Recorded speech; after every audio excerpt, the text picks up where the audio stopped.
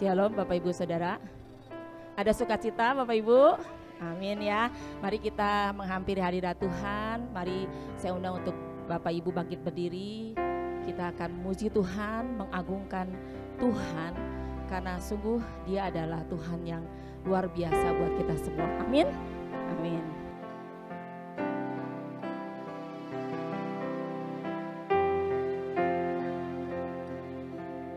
Terima kasih Tuhan, terima kasih. Dialah yang maha tinggi, Dialah yang maha suci, Dialah Yesus, Raja damai.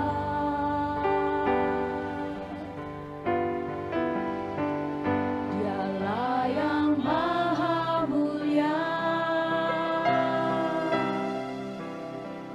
Dialah yang maha besar, Dialah Yesus, luar biasa.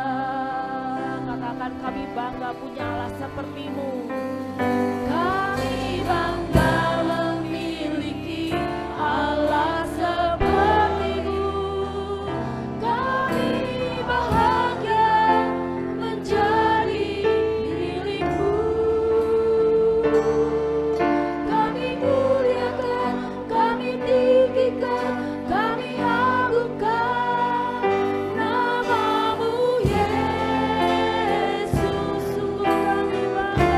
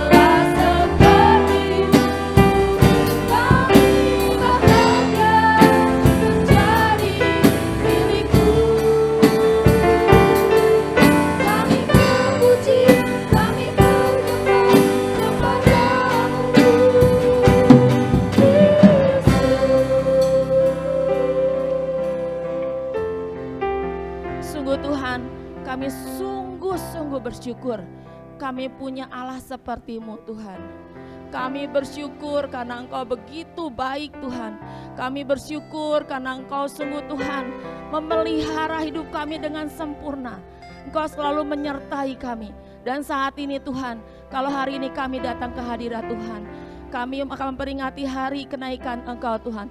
Tapi kami tahu Tuhan, kenaikan Engkau membawa pengharapan buat kami. Dan ketika kami menaruh harapan kami di dalam Tuhan, tidak akan pernah sia-sia. Karena kami tahu kami punya Yesus yang luar biasa. Berkati kami hari ini, Tuhan bertahtalah di atas segala pujian. Biarlah Tuhan setiap pujian yang kami naikkan bisa mengagungkan nama Tuhan. Tuhan, kami ingin menyembah Tuhan, kami ingin memuji Tuhan. Dan biarlah setiap pujian juga Tuhan menjadi kekuatan buat kami semua Tuhan.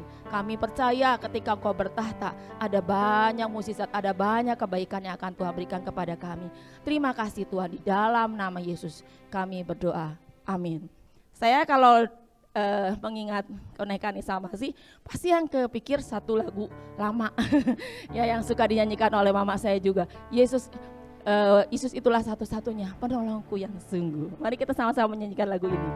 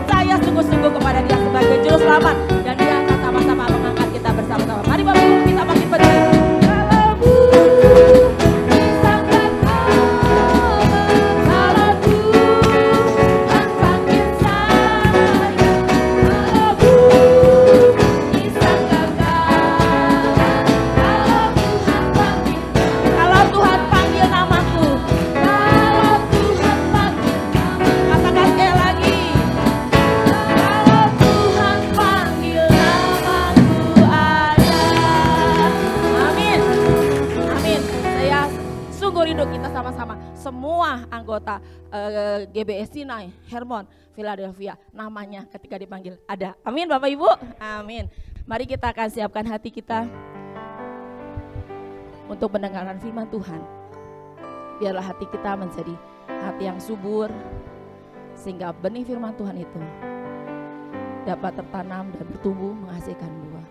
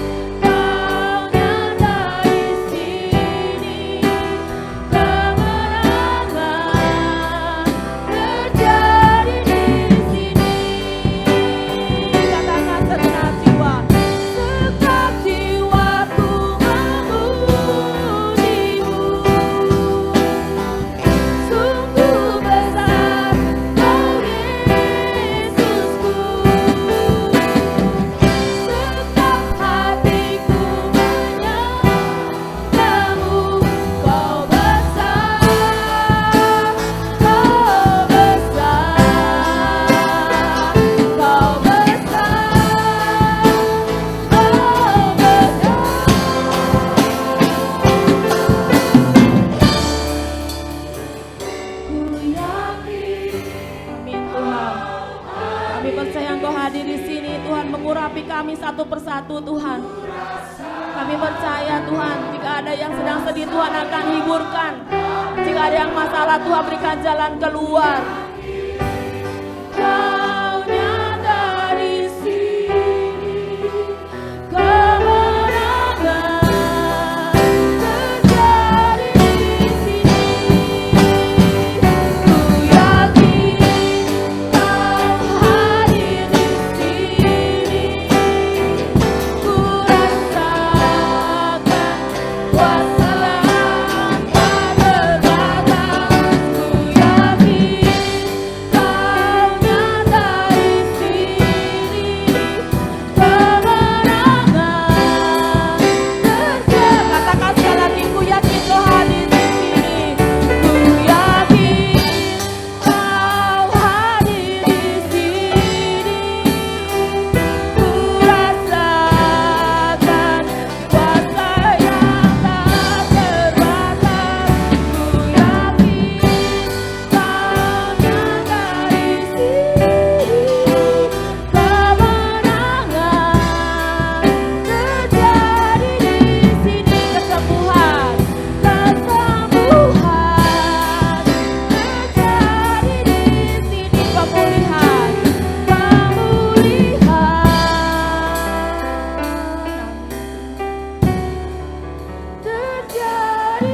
di sini. Pemulihan terjadi di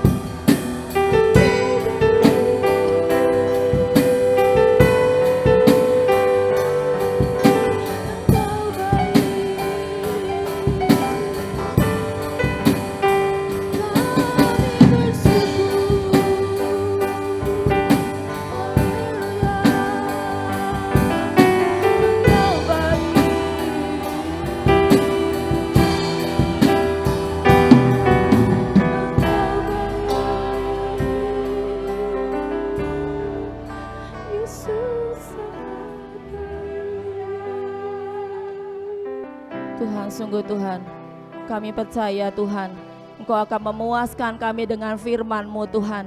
Karena sungguh Tuhan, kami tahu firman-Mu adalah jawaban dalam hidup kami. Kami tahu Tuhan, firman-Mu yang akan Tuhan sampaikan kepada kami. Itulah Tuhan kekuatan buat kami, pelita buat kami melangkah di dalam dunia yang begitu gelap. Tuhan, biarlah firman-Mu ini Tuhan terus menerangi setiap langkah-langkah hidup kami. Kami siap mendengarkan firman Tuhan. Tuhan, ampuni segala dosa dan kesalahan kami Tuhan, agar firman-Mu tidak terhalang dengan dosa-dosa yang kami lakukan. Tapi kami percaya Engkau telah mendamaikan semuanya itu Tuhan. Terima kasih, biarlah Tuhan sendiri akan mengurapi juga hamba-Mu yang akan membawakan firman. Biarlah setiap perkataannya Tuhan itu berasal daripada Tuhan. Dan kami sedang jemaat-Mu siap untuk menerima firman Tuhan. Dan ajar kami Tuhan untuk melakukan firman Tuhan. Terima kasih Tuhan, di dalam nama Yesus Kristus. Amin. Shalom Bapak Ibu Saudara yang dikasihi Tuhan. Selamat merayakan hari kenaikan Tuhan Yesus. Kita bersyukur hari ini kita bisa bersama-sama beribadah, memuji dan mengagungkan Tuhan. Dan kita akan mendengarkan firman Tuhan. Tema renungan kita hari ini adalah kasih dan kepedulian Kristus. Bapak Ibu Saudara, dalam perenungan saya mempersiapkan firman Tuhan tentang hari kenaikan Tuhan Yesus. Saya merenungkan secara pribadi, dan inilah yang saya dapatkan dari perenungan saya tentang kasih dan kepedulian Kristus kepada murid-muridnya pada waktu itu, dan kasih serta kepedulian Kristus kepada kita sekarang, orang yang percaya. Mari Bapak Ibu Saudara, kita akan bersama-sama memeriksa firman Tuhan dari Yohanes pasal yang ke-16 ayat yang ke-7. Yohanes 16 ayat yang ke-7. Namun benar yang kukatakan ini kepadamu adalah lebih berguna bagi kamu jika aku pergi, sebab jikalau aku tidak pergi, penghibur itu tidak akan datang kepadamu. Tetapi jikalau aku pergi, aku akan mengutus dia kepadamu. Ya, Bapak Ibu Saudara, Tuhan Yesus beberapa kali memberitahukan penderitaannya kepada murid-muridnya. Dan orang-orang banyak yang percaya kepada dia pada waktu itu. Mengenai kematian, mengenai kebangkitannya. Tetapi murid-murid tidak mengerti akan hal itu. Kalau Bapak Ibu Saudara hari ini mendengarkan ibadah online kenaikan Tuhan Yesus, Bapak Gembala menyampaikan firman Tuhan tentang murid-murid yang tidak mengerti itu. Bagaimana mereka berkata, kapan Tuhan kerajaan Israel itu akan dibangun? Nah Bapak Ibu Saudara, itu adalah salah satu hal yang mereka masih memikirkan tentang hal-hal kerajaan dunia ini. Tetapi memang lebih berguna seperti yang Tuhan Yesus katakan. Adalah lebih berguna bagi kamu jika aku pergi. Karena ternyata setelah kenaikan Tuhan Yesus, murid-murid baru mengerti bahwa yang dimaksudkan oleh Tuhan Yesus kerajaannya itu adalah kerajaan Allah, kerajaan secara rohani, hal-hal yang rohani yang mereka pikirkan, bukan hal-hal yang jasmani. Nah, saudara-saudara, yang dikatakan oleh Tuhan Yesus di sini adalah ketika dia mengatakan bahwa setelah kebangkitannya dia akan pergi. Artinya memang dia akan naik ke surga. Meskipun sekali lagi murid-murid belum mengerti pada waktu itu. Dan kata pergi itu saya menyelidiki itu artinya pulang Bapak Ibu Saudara. Ya, jadi Tuhan Yesus bukan berasal dari dunia ini. Kalau kita semua dari dunia ini. Jadi kalau kita mengalami kematian, maka kita ini dipanggil Tuhan. Tetapi kalau Tuhan Yesus pulang, karena dia berasal dari surga dan dia kembali ke surga, ke tempat di mana dia berasal. Ya, dia mengatakan hal ini. Ini waktu Yohanes 16 ayat 7 ini dinyatakan, ini belum peristiwa kematian Yesus, tapi menjelang. Jadi beberapa kali Yesus memberitahu terus tentang kematian dan kebangkitannya. Ya, meskipun murid-murid tidak mengerti akan hal itu. Dia harus pulang ke surga karena tugasnya sudah selesai. Ya.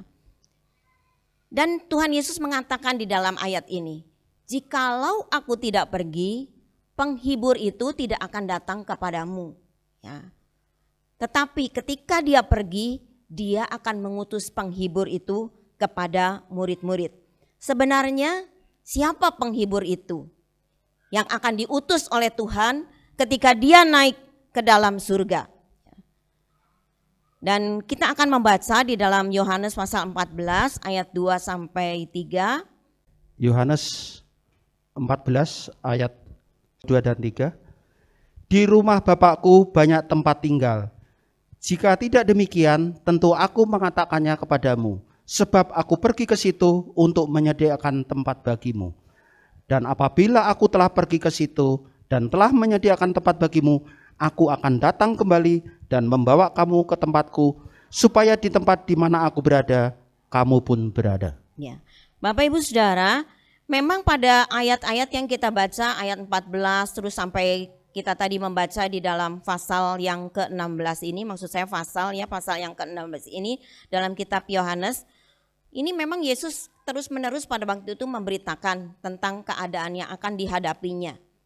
Dan murid-murid di dalam kesedihannya, meskipun mereka tidak mengerti, mereka merasakan satu kesedihan, bilang kamu gak usah gelisah, gak usah takut, tapi harus tetap percaya kepada Tuhan.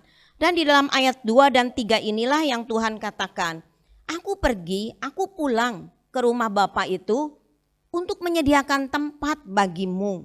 Ya. Dan kalau aku sudah pergi ke situ dan menyediakan tempat bagimu, aku akan datang kembali, katanya dikatakan seperti itu ya. Supaya di tempat di mana aku berada, kamu pun berada. Jadi Yesus berjanji pada satu waktu ia akan datang kembali. Supaya mereka akan bersama-sama lagi. Yesus menyadari dia akan meninggalkan murid-muridnya. Tetapi dia berjanji bahwa satu kali dia akan datang kembali. Saudara-saudara, pada waktu Tuhan Yesus naik ke surga, itu bukan cuma murid-murid yang 11 orang itu, karena Yudas Iskariot dia sudah mati. Tetapi juga dikatakan di dalam Korintus ya, dikatakan bahwa Yesus itu juga menampakkan diri kepada banyak orang, kepada 500 orang. Karena murid-murid Tuhan Yesus bukan cuma 11, itu murid inti ya, bukan 12. Maksud saya sebelum Yudas Iskariot meninggal, 12 orang. Itu murid inti, tetapi ada murid-murid yang lain, ada 70 orang, ada 500 orang, dan Yesus menampakkan diri kepada mereka pada waktu itu. Dan pada waktu Yesus menyatakan kepada orang banyak itu, nanti kita akan membaca ayat-ayatnya, maka itu juga bukan saja sekali lagi kepada murid-muridnya yang 11 orang itu, tetapi kepada semua orang. Dan hari ini juga kepada kita semuanya, kepada setiap orang yang percaya di seluruh dunia ini. Saudara-saudara, inilah yang Tuhan nyatakan. Kamu gak usah takut, kamu gak usah gelisah di dalam hatimu. Karena apa? Karena memang aku akan pulang, aku akan pergi meninggalkan kamu. Tetapi kamu jangan khawatir. Aku pergi ke sana itu untuk menyediakan tempat bagimu. Saudara, ini adalah satu pengharapan bagi kita semua orang yang percaya. Bahwa di balik kematian ada satu kehidupan yang kekal yang Tuhan sediakan dalam hidup kita. Ketika kita ditinggalkan oleh orang-orang yang kita kasihi, kita tentu bersedih hati. Siapa orang yang tidak bersedih? Ditinggalkan oleh orang-orang yang kita kasihi, oleh keluarga kita, teman-teman akrab kita, dan siapapun juga yang kita tahu mereka sudah meninggalkan kita terlebih dahulu. Tetapi di balik kesedihan dan duka itu yang firman Tuhan katakan jangan sedih berlarut-larut itu. Kenapa?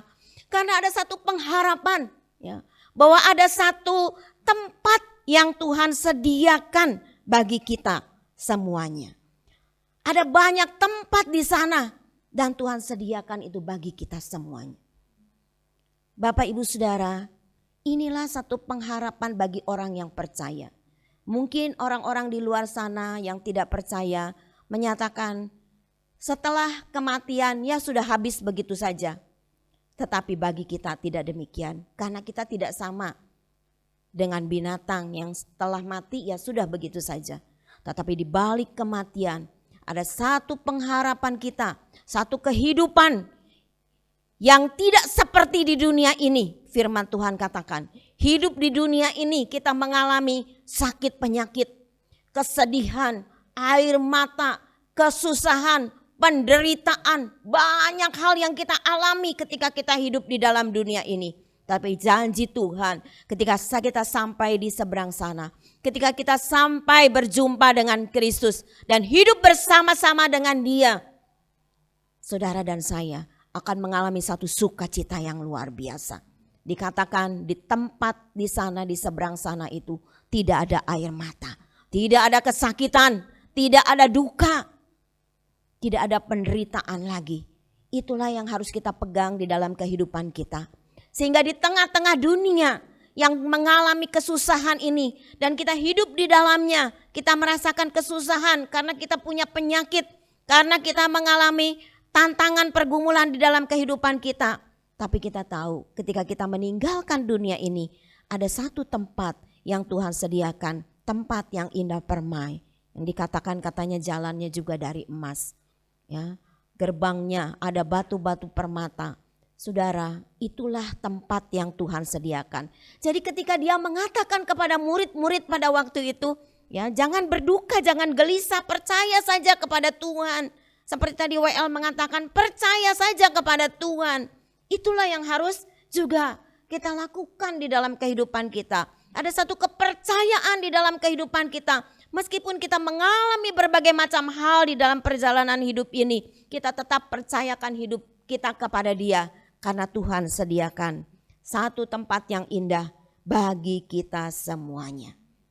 Itulah yang Tuhan nyatakan di dalam ayat-ayat ini.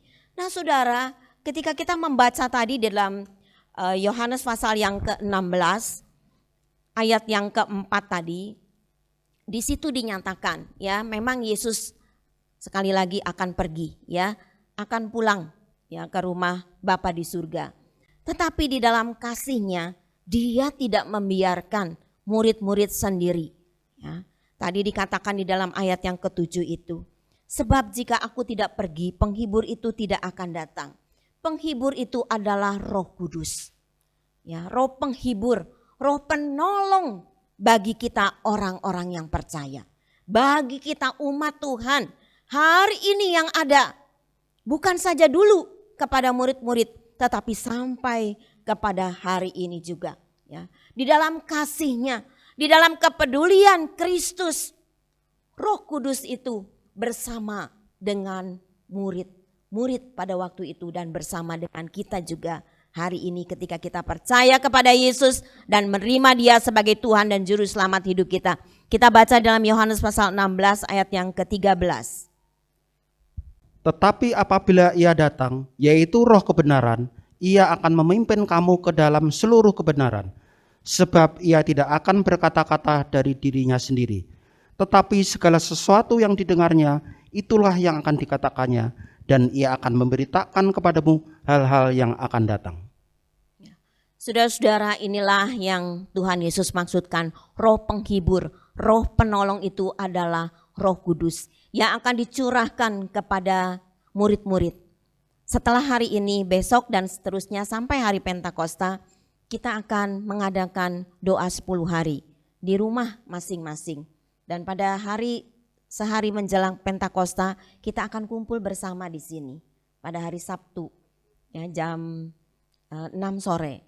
Nah, saudara-saudara, kita mengingat bagaimana kasih Tuhan, bagaimana kepedulian Kristus pada waktu itu kepada murid-murid.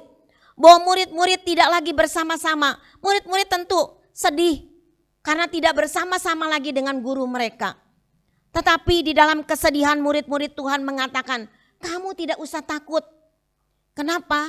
Karena lebih baik aku pergi, lebih baik aku pulang ke tempat asalku yaitu di surga.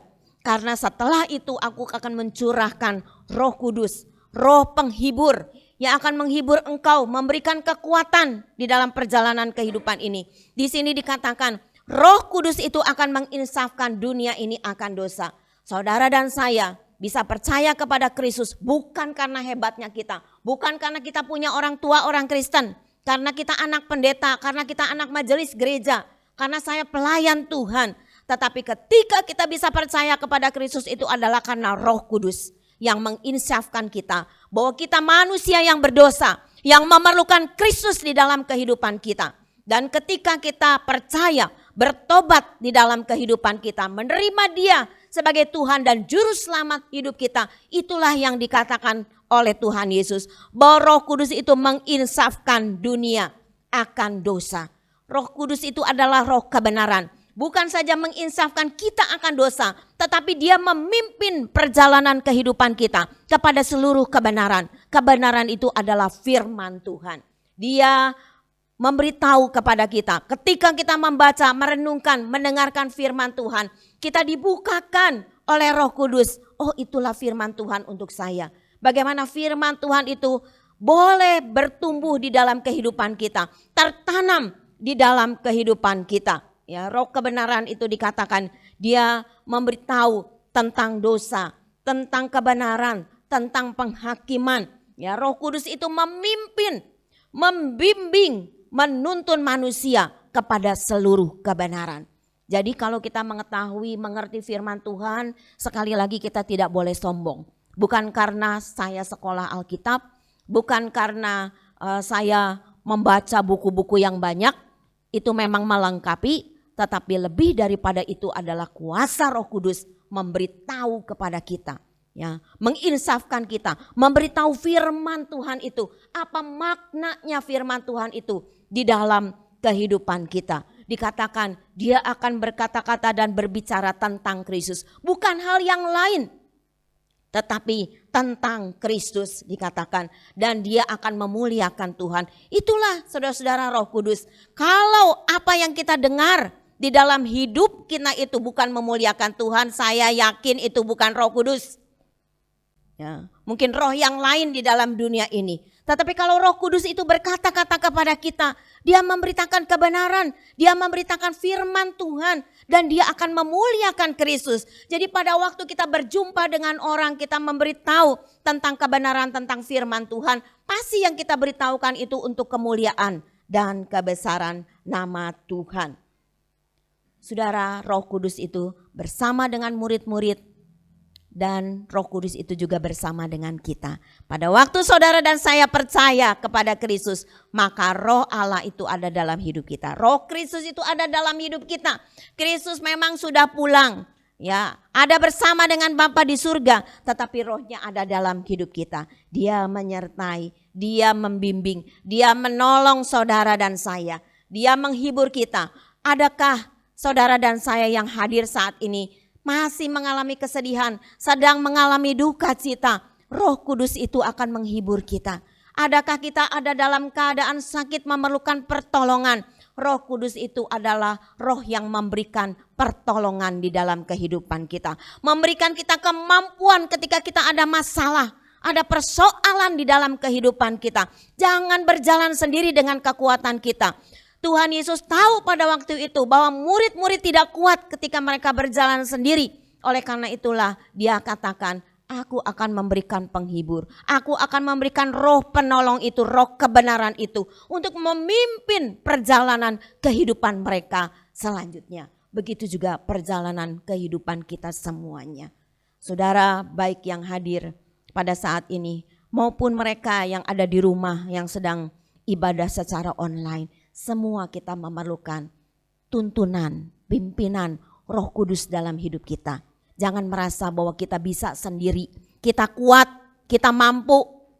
Saya sudah mengerjakan pekerjaan ini lama, saya sudah berusaha lama, saya sudah sekolah, saya sudah ini dan itu. Kita katakan kepada Tuhan, saya sanggup sendiri.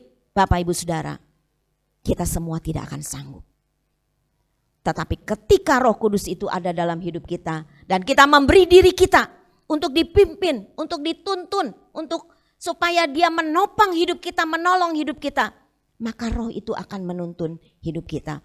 Pernah saudara seperti mendengar satu suara di dalam hati kita bahwa ketika kita ingin pergi ke satu tempat dan Roh itu mengatakan jangan pergi ke situ. Dan memang ketika kita tidak pergi ke situ, kita tidak mengalami bahaya, kecelakaan dan lain sebagainya. Seringkali saya mendengar kesaksian seperti itu ya saudara-saudara. Orang-orang yang mau pergi dengan naik pesawat, tetapi dia tertinggal pesawatnya, marah. Tetapi setelah itu pesawat itu jatuh, hancur. Dan orang ini selamat. Waktu itu dia marah, tetapi memang Roh Kudus memberitahu bahwa dia tidak usah marah waktu dia belum tahu keadaan pesawat itu. Nah saudara-saudara, seringkali kita mengalami hal-hal seperti itu di dalam hidup ini. Tapi pada waktu kita mengalaminya, kita jadi marah kepada Tuhan. Tuhan kenapa begini, kenapa begitu.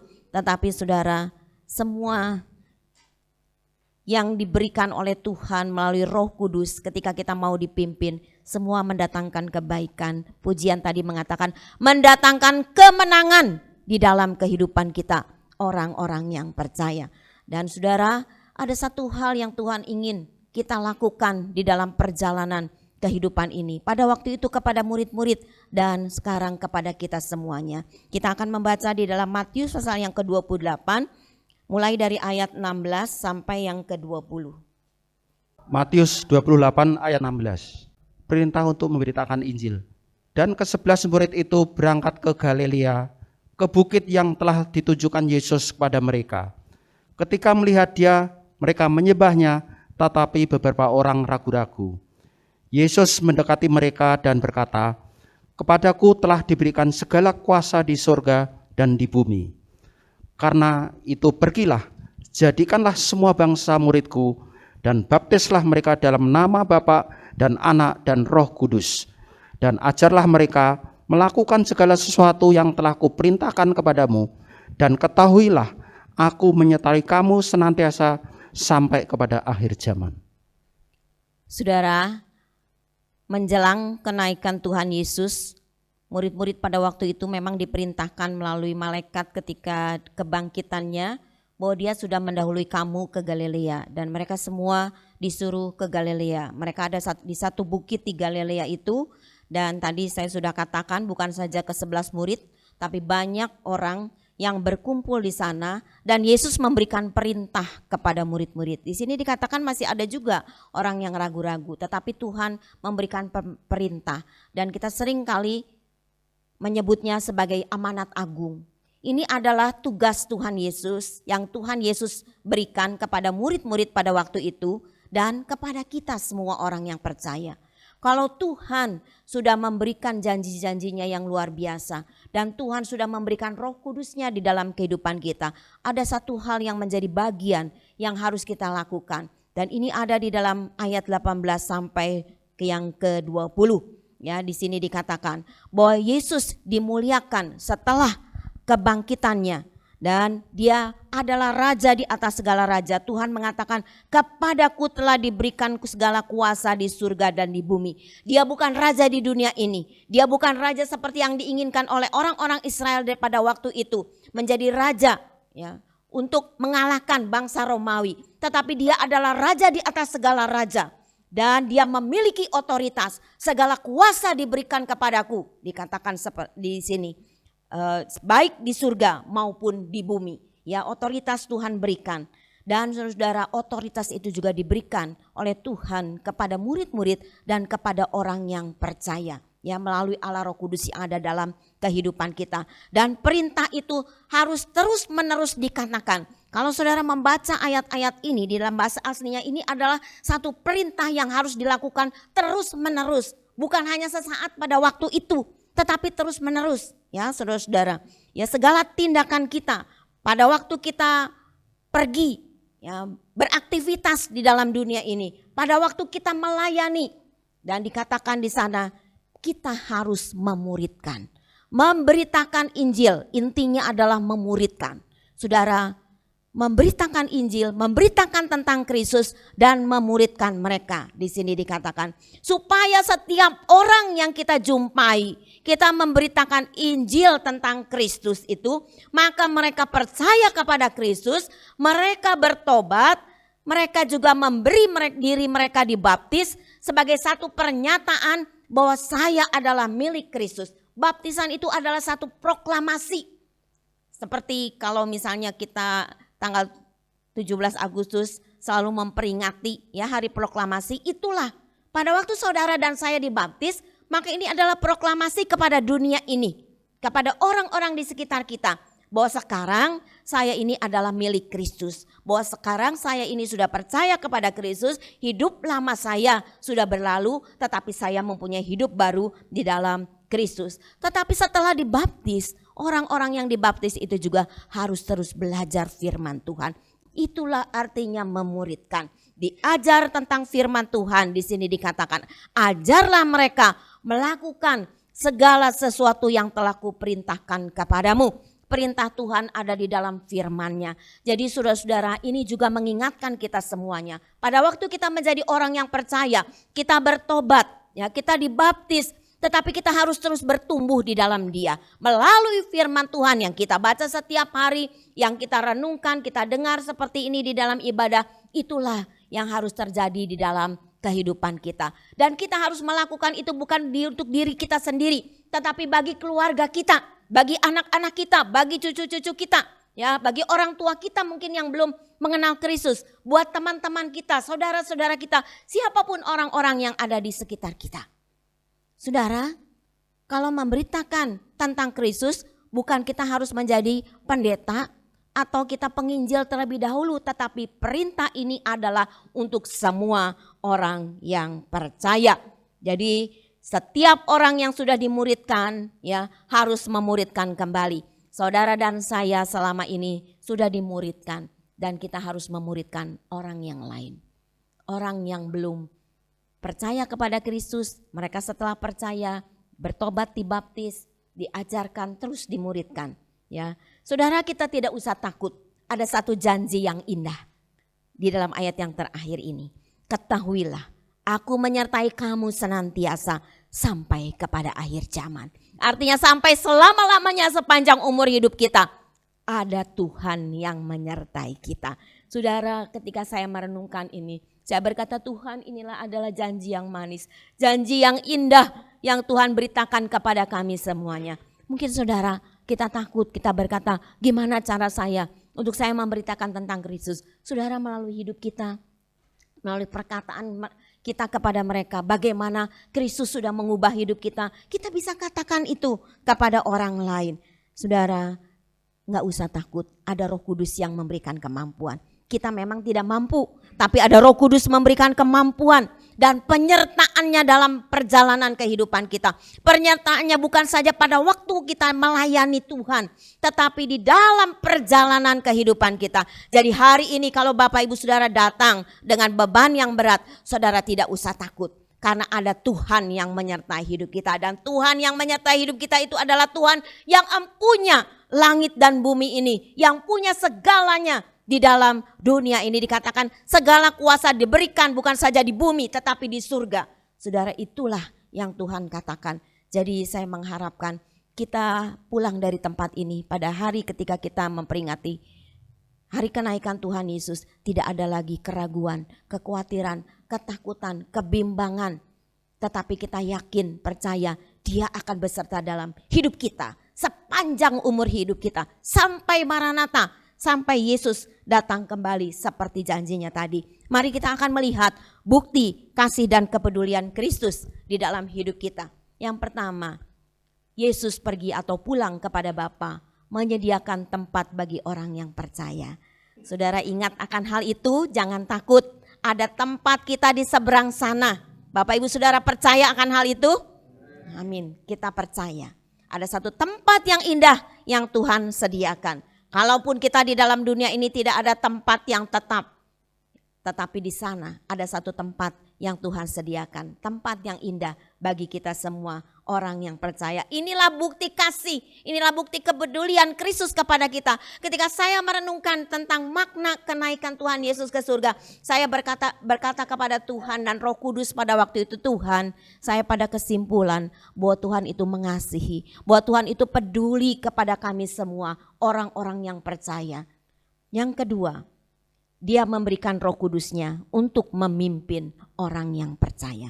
Menuntun perjalanan kehidupan kita. Jangan khawatir, anak-anak muda mungkin berpikir gimana masa depan hidupnya, ada di dalam Tuhan. Dia menuntun, Dia memimpin kita, Dia menolong kita, Dia menghibur kita. Yang ketiga, Dia juga berjanji akan kembali. Pada satu saat kelak, Dia akan datang kembali menjemput saudara dan saya.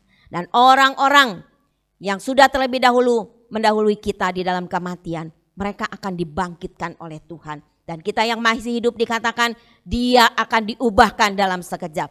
Saya mendengar firman Tuhan ini ya dari ibadah online tadi, Bapak Gembala menyatakan tentang hal ini. Nah saudara-saudara, itulah janji Tuhan. Dia akan datang kembali membawa kita supaya kita tidak sendiri lagi di dalam dunia ini, tetapi kita akan bertemu muka dengan Tuhan Yesus. Kita akan bersama-sama dengan Dia. Yang keempat, Dia berjanji juga menyertai kehidupan kita. Tadi dikatakan, ya sampai akhir zaman Dia menyertai hidup saudara dan saya. Pada bagian akhir firman Tuhan, saudara-saudara, mari kita melihat sikap hidup kita. Ya, sebelum saya sampai pada kesimpulan, sikap hidup kita sebagai orang percaya. Ada dua hal yang harus kita lakukan. Yang pertama, marilah kita melakukan perintah Kristus. Perintahnya itu adalah di dalam firman Tuhan. Perintahnya itu berupa amanat agung. Supaya kita juga menjadi saksi Kristus di mana-mana tempat, dimanapun kita berada. Beritakan tentang Kristus yang begitu baik, yang memanggil dan memilih kita menjadi anak-anaknya.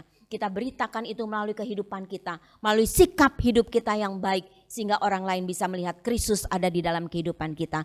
Yang kedua, saudara mari pergi dan jadikan setiap bangsa itu murid Tuhan Yesus. Baptis ya saudara-saudara.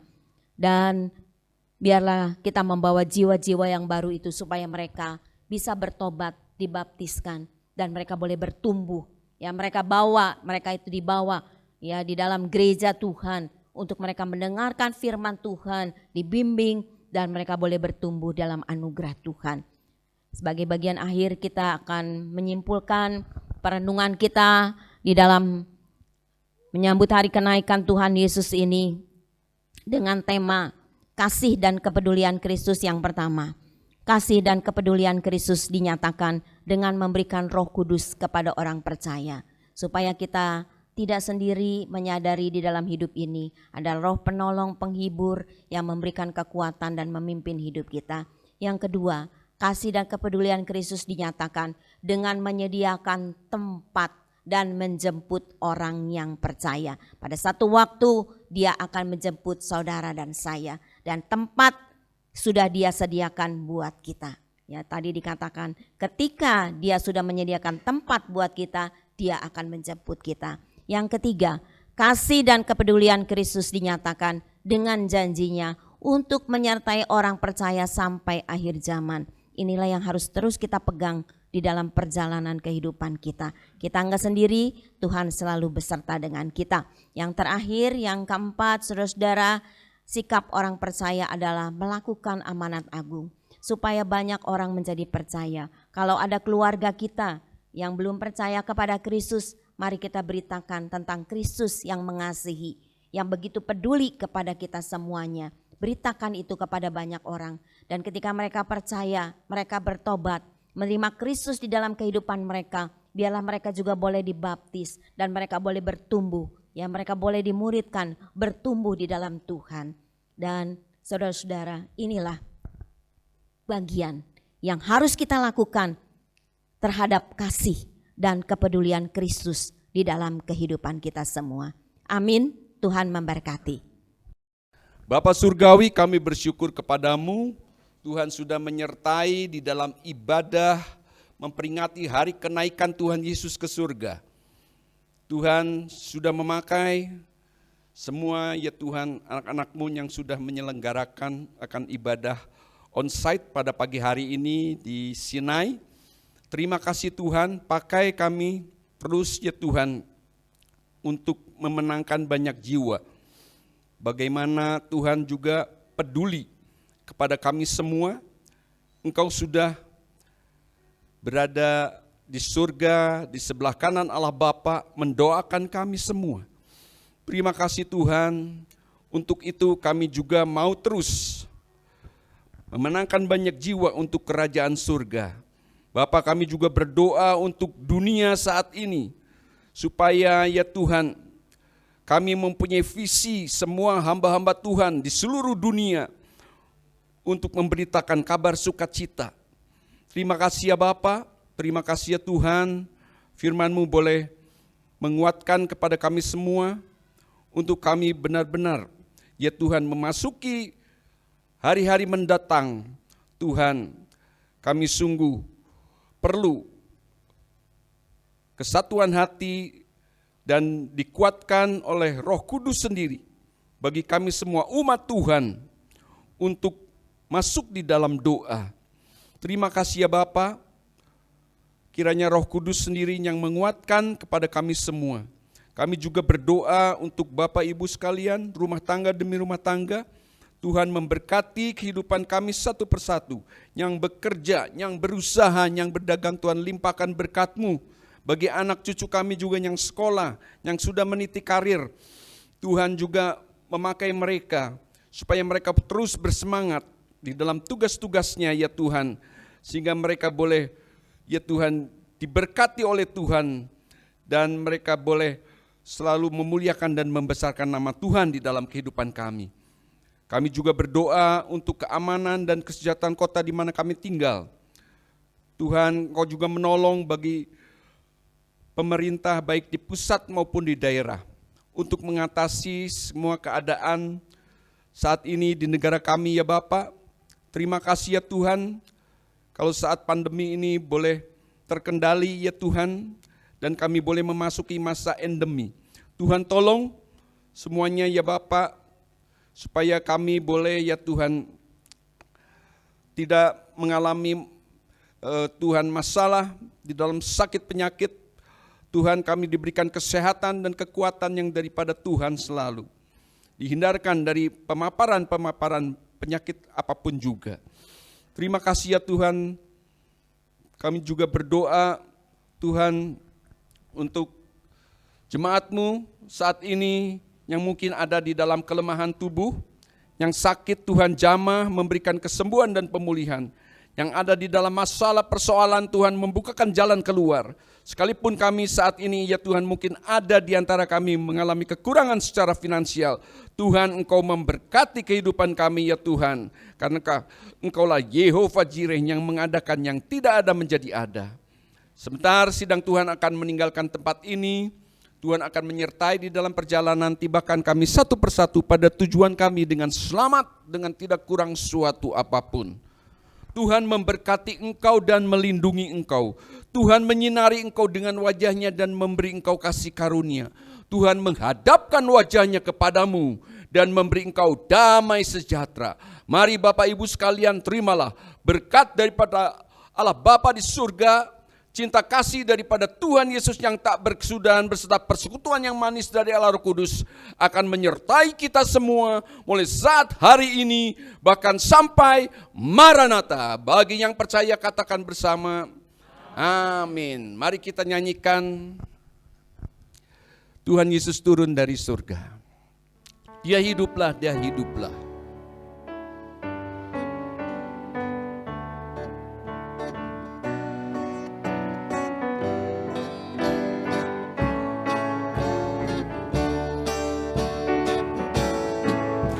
Tuhan